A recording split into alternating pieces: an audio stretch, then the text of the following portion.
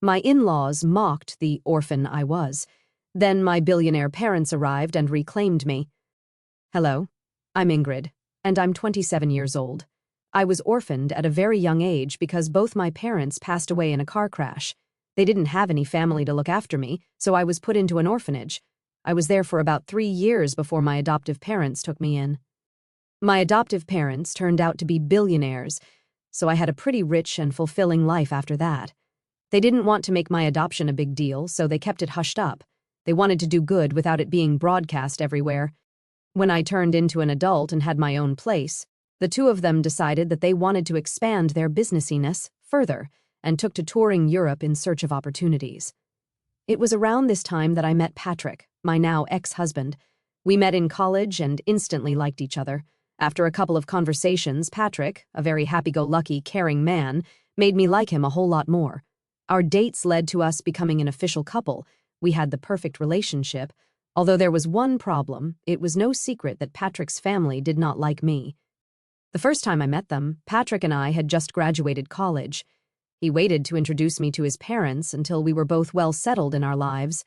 By that, I mean that we were both working good jobs. Patrick had warned me that his parents tended to be a little judgmental when it came to their children's significant others, and he wanted me to make the best impression I could. I didn't mind, but meeting the parents was nerve-wracking for me. By the time Patrick introduced me to his parents, we had been dating for a good 4 years. In those 4 years, we also got engaged, so I guessed that in itself was going to be a problem for his parents, considering they never even got to know me as his girlfriend. I remember freaking out about it with Patrick the day before we were supposed to meet his parents. They're going to hate me, Patrick. They won't, I promise. Do you not think that they'll be shocked to find out that we're engaged? Well, yeah, but I don't think it will be that big of a deal. Are you being serious right now? You were scared about introducing me to them because you know how judgy they are, and you think introducing me as your fiancé is not going to make them judge me even more? Look, even if they do, well, what they say, does it really matter? It won't to me, but I don't know about you. You always seem so careful about them. I promise you that it won't affect or matter to me at all, Ingrid. All right, if you say so. But do you think maybe we should just not tell them we're engaged, and then like a month or so later we should tell them? Will that make you feel any better about this whole thing? Because I have no problem with either of the options. I think we should hide it, just in case. I'll do anything to get on their good side. You have nothing to worry about. I'll be there with you no matter what. Thanks, Lee. The only reason I had been freaking out so much was that whenever I suggested that Patrick tell his parents about me, he would make a whole fuss about them not going to approve of me. Now, at this point, I began to kind of understand why. You see, Patrick's family were pretty rich, and they loved to live lavishly. They wanted that for their children as well. And the only way they accepted their children dating was if they also mingled with people who were as rich or even richer than them. The way I was living back then was by no means rich according to their standards. I hadn't told Patrick about my family because I didn't see the point of it. Plus, by the time I figured out why he was so adamant about not letting me introduce myself to his parents, I felt like it was even more unnecessary for them to know just who my father was. I wanted them to like me for me and not for my money. I naively believed that they would like me that way, but boy, was I wrong. We decided to meet Patrick's parents at a fine dining restaurant. At that time, Patrick held my hand as we walked in. I wore my engagement ring on my necklace because I wanted to keep it on me without actually drawing any attention to it. When we got to our table, his parents already looked upset. Patrick told me to expect that because they were big sticklers about time. When we had arrived exactly 2 minutes late, well, we were already off to a bad start. His parents gave me a once-over and twisted their faces into disgust. They proceeded to ignore me for a little while as they made conversation with Patrick. I will admit, I felt really small in their eyes. The longer they ignored my presence, the stronger my urge grew to leave. I kept my head down for the most part, until finally Patrick drew his parents' attention towards me. Mom, Dad, you can't just keep talking to me here. This is my wonderful girlfriend, Ingrid. Oh, hello. It's a pleasure to meet both of you. Hi. I wish I could say the same. Mom, what? I'm only speaking the truth. So, Ingrid, I heard you and Patrick met in college, is that right? Yes, we did. We happened to share some classes together. Ah, And how did you manage to attend this college? From what I know, the tuition is pretty high, and it's a pretty hard place to get into. Dad, that is enough. Patrick, you will not speak to your father that way. He's asking a very valid question. Ingrid, please answer him. Well, I got a full ride there. I'm super grateful I got to go there because not only did I get to learn a lot of things, but I also got to meet Patrick, which has been one of the best things that has happened to me. Of course it's one of the best things that's happened to you. He's loaded, and you need that kind of money. At least you have some brains because your looks aren't all that good. You know what? That's enough. We're leaving. Come on, Ingrid. Patrick grabbed my hand, and we walked out. I was in shock at the way that his parents had treated me. I couldn't believe that people could be so mean, so openly, and to the person's face. I was in too much shock to even feel anything. The car ride back home was silent because Patrick was fuming.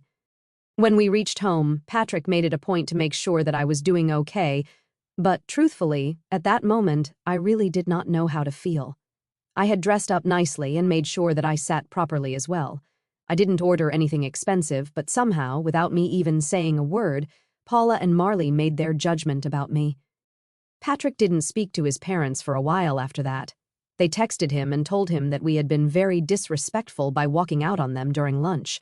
Patrick didn't respond to that and only texted them about a month later to tell them that he had gotten engaged. His parents weren't too happy about it, but Patrick threatened them with no contact if they said or did anything against me. They offered to pay for our wedding on the condition that they got to make all the decisions regarding it. Obviously, neither Patrick nor I wanted that, so we decided to do the next best thing, elope. My parents were in Europe, and they knew about me eloping. They were just happy that I was happy, and they did send Patrick and me a gift. Patrick did raise his brows at how they sent us a pretty expensive painting as a gift, but I just brushed it off as them having enough money to spend it on that. After getting married, we next met Paula and Marley at a party that they had hosted. They invited us to celebrate their anniversary. Truth be told, I was actually pretty happy that they had invited me despite the dislike they held for me. When we got there, I was ignored by everyone. If you think being ignored by 2 people was embarrassing, being ignored by about 30 people was even worse. I hung by Patrick's side for the most part, but nobody even tried to talk to me. If I ever did try to speak and make conversation, people would just either look me up and down and walk away, or they would continue talking to Patrick as if I never said anything. By the end of the night, I was in tears. I was humiliated and downright disgusted by the behavior that everyone was showing. The crowd had asked Paula and Marley to make a speech at the end of the night, and they got up to make one. By this time, I was tired, and I wanted to go home, but in their speech they began by talking about how grateful they were to have almost everyone in the room in their lives. That was only the first jab that they threw at me. They kept making many more, which the guests kept laughing at. At some point, I just got up and walked out. I ordered an Uber and went back home. I cried the entire way back home and up until Patrick got back home. When he got back, he seemed upset and angry. Why did you walk out like that? Do you know how embarrassing that was for me? What? What are you talking about? Don't play dumb with me right now, Ingrid. I had to endure my parents yelling at me and a lot of the guests pitying me for being with you. Are you serious? What about how embarrassing it was for me? Oh, come on, Ingrid. You could deal with it for one night. It was my parents' anniversary, for God's sake. I was ignored by everyone, and your parents chose to make even more fun of me in their toast. How do you possibly expect me to be okay with something like that? I'm not saying what they did was right, but you could have just lived through it. I would have spoken to them about it after. What would that have done for me? I don't like being put in positions where I'm only being humiliated. Everyone was laughing at me. You've never been in that position before, so it's easy for you to talk about this like it's no big deal. My parents expect an apology from you. I want one too. I'm afraid that I won't be doing that.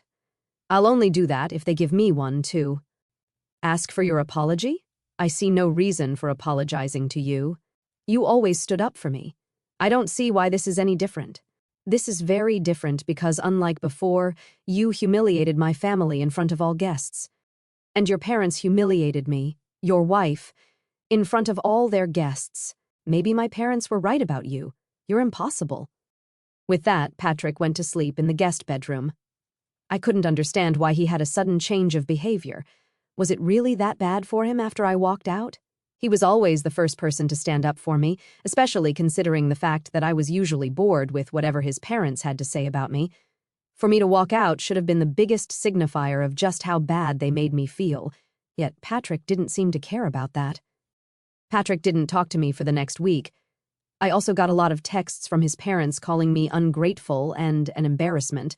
I tried to talk to Patrick, but he refused to. Eventually, I decided to give in and apologize to both him and his parents. Even that felt humiliating, but I was willing to go through it because I loved Patrick, and I didn't want this to be the hill I died on. Things after that only got worse for me. Patrick's parents retired and spent a lot of their time hosting family dinners. They hosted it once a week, and Patrick was always invited. The first time they hosted it, Patrick brought me along with him to their house. As soon as I stepped in, the atmosphere in the room got awkward. Paula was busy getting ready, so she didn't see me immediately, but Marley and the rest of Patrick's siblings awkwardly glanced at me. They didn't talk to me, and Patrick left me to stand by myself while he caught up with the rest of his family. When Paula came downstairs, she saw me and practically flew over to me in rage. "What are you doing here?" "Excuse me?" "No, I will not excuse you." "What are you doing in my house right now?" "Well, you invited us for dinner." "Wrong. I invited Patrick because it's a family dinner. I'm Patrick's wife, so I'm a part of this family. Am I not?" "Absolutely not. An orphan like you deserves no space in this family." "What? You thought you could hide that detail from us? We do background checks on our children's spouses, and you are not in my son's league whatsoever. I will never accept you here." "Why not?" "That can't be the only thing that determines whether I get to be a part of your family. You're ugly and poor. You'd never fit into our elite circles. I never want to see you again." "Why are you being so superficial? Are you scared that I'll damage your reputation just by existing? Does the fact that I bring your son happiness not satisfy you? If happiness brought in money, a lot of people would be billionaires. This is exactly why you'd never fit in with us. Or maybe I'll just never be as superficial as the rest of you because I value who a person actually is. You never even took the chance to get to know me before casting your judgments on me. I'm glad I don't fit in with you." "Ingrid, that's enough. Here's some money. Get yourself an Uber and leave." I stared at Patrick in shock as he held out the money. He shoved the money in my hands and turned back around towards his mother. She smirked at me. I felt tears spring into my eyes as I turned back around and walked out. I was once again crying in the Uber. I didn't understand why Patrick had changed so drastically. Was this his way of making up to his parents after the party? Whatever it was, I was hurt and angry at him. He was okay with his parents using my past as an insult and defending them instead of me like he usually did. I wanted to yell and scream, but I knew that would only project a worse image of me and prove them right, which is why I walked away. I tried to think if anything I said was out of line, but I really did not see anything wrong. I was merely standing up for myself, calmly, might I add. After Patrick came back home, he went back to not talking to me. My heart was breaking, and I felt so alone. I knew that he expected another apology, but I couldn't bring myself to do it like the last time. Paula had blatantly insulted me in the worst way, and Patrick was angry at me for it. If anything, I expected an apology from him. For the next 2 weeks, Patrick and I didn't speak to each other. It was hard at first, but I got used to it. Eventually, the dinners his family hosted still happened, and about once a week, I was all alone at home, which I truthfully did not mind. On one of those nights, my parents video called me. "Hey, honey!" "Hey, sweetie! How's it going?" "Hey, Dad!" "Hey, Mom! Things are not good." "Why? What's wrong, sweetie? If you need help with anything, feel free to ask us. I don't think this is something you guys would be able to help me out with, but thanks for the offer." "Where's Patrick? Is he not helping?" "That's the thing. He's part of the problem." "Huh, sweetie. Could you be a little more clear about what the problem is?" "Well, his parents are pretty wealthy and also very snobby." "Oh, I hate those kinds of people." "Tell me about it." "Anyways, they thought that I was some poor girl who could never live up to their standards and fit into their elite circles, so they took it upon themselves to humiliate me every time that I met them." "What the hell?" "Oh, yeah. And the last time I went over, Patrick's mom decided calling me an orphan was a good insult." "Oh, that woman. I'm going to claw her face off. How dare she call my precious child an orphan? Do they not know about us? And what the hell has Patrick been doing in all this?" I didn't tell them about you guys because I knew that their opinion of me would change if they knew, and I wanted them to like me for who I was and not for my wealth. As for Patrick, he's siding with them. He thinks that I was disrespectful when I stood up for myself. Honey, are you sure this is the man you want to be with? I love him a lot, but this is not how I want it to be. We haven't been speaking to each other for the last 2 weeks, and I'm surprisingly okay with that. All right, sweetie. I'll get you in touch with one of my friends over there. As for your worry about us not being able to help you out, I think we might actually be able to help you get a little sweet revenge. Huh? What do you mean? Your dad and I are coming there next week. We wanted to take you and Patrick on a vacation, but now we can just take you. More things for us to do together, I guess. Really? Oh my God, I'm so excited to finally get to see the two of you in person again. That was a real pick-me-up. Finally, I felt happy after so long. The three of us continued to talk for a little while after that. Dad elaborated on his plan to help me. After a little while, he asked me where these dinners of theirs were being held, and as far as I knew, they took turns hosting in their house and at restaurants. Conveniently, the week that my parents were coming, the dinner was going to happen in a restaurant. I needed to get information on where exactly this dinner was going to be held so I could provide my parents with the location. Thankfully, I had Patrick's email logged into my phone, and if there was one thing I knew about Paula and Marley, it was that they loved to email everyone everything. It wasn't that hard to get the location, and I gave it to my parents. At the same time, my mom's lawyer friend contacted me, and we got started on the process of filing for divorce. My parents landed in the States and decided to check into their hotel where I met them. We had lunch together, and then the two of them sent me on my way for a spa day that they entirely paid for because they thought I deserved it while they got ready to get revenge on my in-laws. My parents walked into the restaurant that Patrick and his family were at. According to Dad, when they approached the table, Marley and Paula began to murmur among themselves as they recognized just who he was. Mom told me that this was how the conversation went. Hello? Oh my gosh, Mr. Burns. What brings you here? Oh, wow. I just happened to see some familiar faces, and I figured that I could drop in and probably dine with you. Familiar faces? Who are you speaking about, Mr. Burns? Well, I see Patrick. Me? Well, hello. A pleasure to meet you. You? My daughter has spoken a lot about you. But speaking of my daughter, where is she? Your daughter? I'm afraid you're mistaken. I don't think she's here, but she should be, right? I'm sorry, Mr. Burns, but we didn't even know that you had a daughter. Of course I do, and she's married to Patrick. What? I'm sorry, but I think you're mistaken. Yes, his wife's name is Ingrid, and she was an orphan. Yes, I do know that, and that is why we adopted her. Excuse me? You're her dad? Yes, and from what I see, she isn't here. She's been telling me that there has been some problems with her in-laws, but I see what the problem was. It was you. No, she was the one who hid this huge thing from us. If we knew, you would have treated her better? She didn't want you to treat her nicely because of her background. Oh, well, she did ask me to hand this over to Patrick.